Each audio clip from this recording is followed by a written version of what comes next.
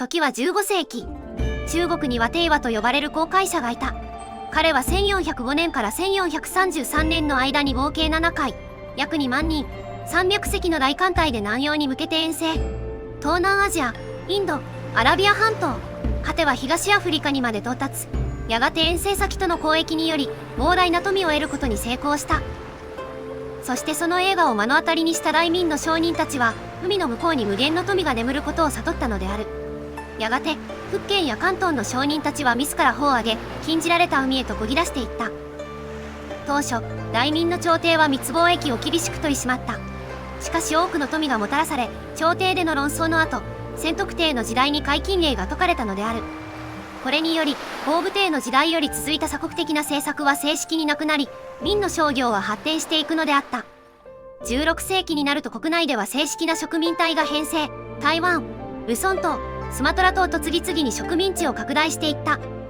しかし全てが順調なわけではなかった。貿易の隆盛による商品経済は明の伝統的な社会構造を破壊。17世紀、典型帝の時代に入ると各地で反乱が勃発するようになった。朝廷は鎮圧のため幾度も軍を派遣したが、反乱の炎はうつそばから別の地で燃え広がった。1641年2月、反乱軍はついに帝都、順天府へと攻め入り紫禁城の門を破った。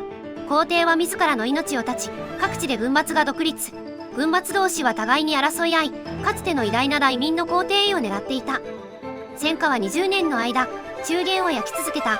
王朝は滅び、軍友は割拠し、大地は血と灰に覆われたのである。誰もが天命はすでに尽きたと嘆いたその時、一人の男が混乱の渦から現れた。彼の名は朱祁蘭。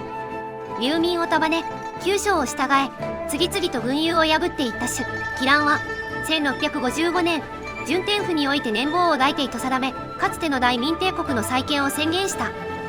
名は大明を掲げてはいたが、朱祁蘭が築いたその国はもはや古き大明ではなく、古き秩序を焼き尽くした灰の上に築かれた全く新しい王朝であった。同時に戦乱の歳月は革新の時代でもあった。商たちは西洋式の陣形と城塞を学び、商人たちは貿易による資金調達に長けていった。そして民の間では新たな学問と思想が風のように広がった。天を測り、海を渡り、星を読む者たちが現れ、大明の都にはあらゆる知恵と文化が交わる光景があったという。これはやがて産業革命へとつながり、大明は近代国家への道を歩んでいくことになる。しかし全てが完璧というわけではなかった。産業革命は貧富の差をより広げる事態となり、沿岸都市と内陸農村の格差は過去に類を見ないほどになっている。ビルで働く会社員から農村で働く農民、内燃機関と牛馬、資本と封建、王子と町人、伝統と現代が共存し、あらゆるものが交通と資本とともにこの国を猛進する。それが1936年の大明帝国である。こんにちは、観音のずんだもんなのだ。ホワイトからことゆきさんです。というわけで今回は観音用不意オーバーロードドラゴンモッドをやっていくのだ。さっきの間が長いオープニングを見てなんとなくどんなモッドかは分かりましたよ。ズバリ中国が列強国の世界線ですね。そうなのだ。中国、まあ正確には大明帝国だけど、大明帝国が鎖国的政策をやめて植民地を持って、結果産業革命と近代化に成功した世界線なのだ。以前にも日本以外が列強の世界線モッドとしてラストエンパイアをやってましたね。あっちは大韓帝国だけどこっちは大明帝国なのだ。中華民国じゃなくて大清帝国ですがなく、まさかの大明帝国。なかなかぶっ飛んでる設定の世界だな。ぶっ飛んでるのは中華だけじゃないのだ。この世界、第一次世界大戦は英独王とバルカン諸国にベルギーとポルトガルが同盟国、それに対して仏色にトルコとスペインが協商国だったのだ。普通に考えてメンツ的に協商側が負けそうなんですけど。確かに協商国はトルコが降伏して不利だったのだ。しかしここで大正義大明帝国が協商側で参戦。協商国が制海権を握って戦争は長期化。結果として独王では革命が勃発。そのままイギリスも降伏したのだ。大明帝国最強。あれ、アメリカと日本は？アメリカはこの世界だと大陸東海岸にのみに存在する国なのだ。西海岸は大明帝国の植民地、中央部はフランスの植民地だよ。はい、アメリカが死んでるのは新鮮だな。日本列島はこんな感じに4つに大分裂。琉球王国、西日本連盟、日本幕府、エソ海分領になっているのだ。ついでに長崎が大明帝国の直轄領になってるよ。どうしてこうなった？話せば長くなるのだ。古くは豊臣秀吉が大明と朝鮮相手に戦った時から、ちょっと道を貸してくれ。その時に豊臣側が大敗北して長崎を割譲。その後幕末の戊辰戦争で大明帝国が介入して真っ二つに分かれたようなのだ。なるほどな。それじゃあ早速ゲーム開始なのだ。さらなるエコをつかみ取るぞ。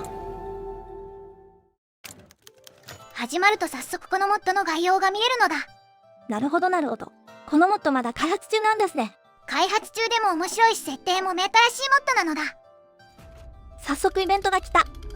現状の大明帝国は県庁体系と呼ばれる経済圏から様々な物品が集まっているそうなのだ。世界の工場ならぬ世界の商業施設だな。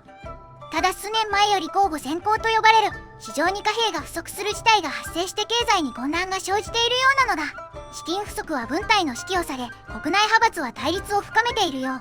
さらに国内では社会主義団体の同参公会と大同会が朝廷転覆を画策しているのだ。成功した大帝国って毎度社会主義者に苦しめられてんな。でもご安心を。偉大なる皇帝陛下がいる限り大明帝国は不滅。優秀な官僚によって交互先行はいずれ解消するのだ。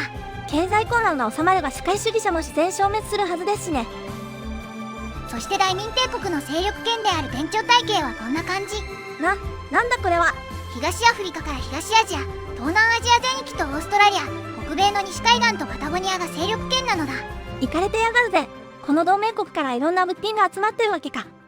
そして世界の中心の花である大明帝国の詳細を見ていくよ。現在の国家元首は小徳帝。ロシアとの戦争を終結させ、国内の電化を推し進め、第一次世界大戦では大明帝国を勝利に導いた偉大な皇帝なのだ。レン君すぎる。しかし国内の改革を推し進めた彼も、年を取るごとに次第に保守的になって、身体極まれりって感じなのだ。昔は有能だったのに時が経つと勢いがなくなるって、創作でもマジで悲しい気分になるな。国民精神は全部で6つ。1つ目は低迷する経済。政治力、消費財向上、安定度、戦争協力度、工場出力にデバフがかかるのだ。交互先行の影響が国内の各地に悪影響を及ぼしている。早くなんとかしないとなのだ。2つ目は繁華体系の絶対支配。繁華体系？何それ？繁華は多分広域な中華圏ってことじゃないかな。合ってるかわからないけど。県庁体系のことを指してるんかな？まあおそらくは。ちなみに毎日の政治力がプラス1なのだ。安定度や戦争協力度もバフがかかっていい感じ。3つ目は大民主義造船所。造船所が常に5個追加されるのか。いいね。4つ目は憲法会の不和。毎日の政治力がマイナス 0.7。安定度に 20% のデバフなのだ。よくねえな。5つ目は日々衰退する軍隊。非中核州人口や陸軍攻撃防御、その他諸々に大量のクソデカデバフがかかっているのだ。世界大戦を勝った軍隊だけど腐敗がやばいのか。早く軍隊の改革を進めなければ。そして最後は共和派の脅威。安定度と戦争協力度に 15% のデバフ。それ以外にも社会主義の支持率がどんどん上がっていきますね。これも早く対処しないと。国家方針はこんな感じ。左が軍事系ツリー、右が内政系ツリーなのだ。なんか少ないですね。イベントで国家方針が一新されるタイプなのだ。まずは政治の立て直しを進めていくよ。今年こそ何としてでも国内の諸問題を解決せねば。研究枠は4枠。どっかの大日本帝国よりも研究枠が多いでしょ。返しづらいこと言うのやめるのだ。そしてこのモッドオリジナルの要素として派閥システムがあるよ。全部で5個の派閥がありますね。左から交通系は地方企業や鉄道、道路会社の支持派閥。武備系は国営企業の官僚、退役軍人などが支持基盤。資金系は皇帝周辺の官僚が支持基盤。官学系は小ブルジョア。生成系は知識人が支持基盤なのだ。なるほど。この派閥の影響力をうまいこと調整していくんですね。まあこのモッドまだ開発中だから影響力が偏っても特に影響ないけどね。それじゃあやることやったし時間を進めていくよ。早速イベントが来ましたね。どうやら経済不況に関してどのように対処するかを決めようとしているようなのだ。政府が市場に介入するか、それとも市場の見えざる手に頼るか。難しい問題だな。とりあえず経済活性化のために政府が動くよ。ようやく動くんですね。交互先行の経済撤退が始まってからもう5年以上になりますし、きっとこれで良くなるはず。またなんか来ましたね。1月23日の旧正月を楽しむ様子が書かれているのだ。春節めでてパレードが行われて街のいろんなところから爆竹の音が聞こえているよ。楽しそう。わ、ニュースもめっちゃ凝ってる。ニュースの内容は最近のヒット曲についてなのだ。さらにここで午前会議が開かれたよ。会議の内容はどんななの？今回の会議は経済に関するものなのだ。確かに経済低迷してますし、ここでいろいろ決めていくべきですね。が軍務からは経済よりも軍事予算を引き上げて装備の更新をしようと提案されたのだ。いや今はどう考えても経済優先だろ。残念ながら皇帝が体調不良で去った午前会議にて勝手に軍備予算引き上げが可決されたとのこと。皇帝いないのに勝手に可決するのはどうなの？とりあえず軍事系 NF を進めるよ。経済が悪いというのに軍事予算増か。とここで軍隊派閥ルビ派による結社が裏で構築されているとの報告書が。もしかしてさっきの軍事予算増額の提案って。いや、軍隊の質低下は事実だし、遅かれ早かれ軍事予算は上がるはず。ただ武義派は超えてはいけない一線を越えたのだ。直ちに対処を進めるよ。そしてニュースだと大明帝国の登山隊がエベレストの登頂に成功したとのこと。これで大明帝国の威信も上がるな。とここで大明帝国の皇太子が東順に出発したよ。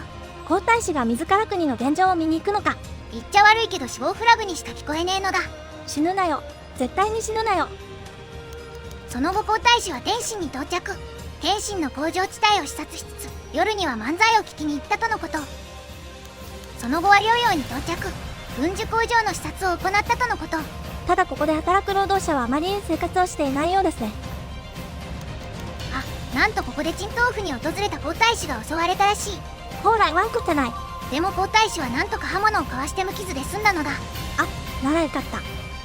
ただこの皇帝暗殺未遂事件を起こした犯人が道産公会に所属する人物だと判明。これはいけませんな。直ちに皇帝聖徳は道産公会の粛清を決行。